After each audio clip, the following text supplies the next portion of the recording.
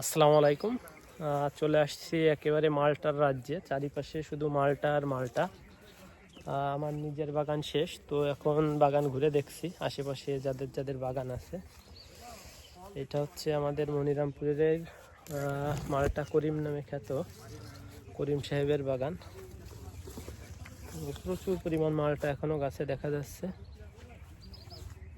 এটা সবগুলাই কিন্তু বাড়ি ওয়ান জাতের মালটা, তবে কালার দেখেন কি চমৎকার কালার, মাশাল্লাহ। এবং গাছগুলার শেপ যদি আপনাদের একটু দেখাই, একেবারেই ছোট ছোট গাছ। গাছের উচ্চতা 5-6 ফিট মতো আছে, 6 থেকে 7 ফিটের উপরে হয়তো কোনো গাছই নাই। তারপরও ফল দেখেন।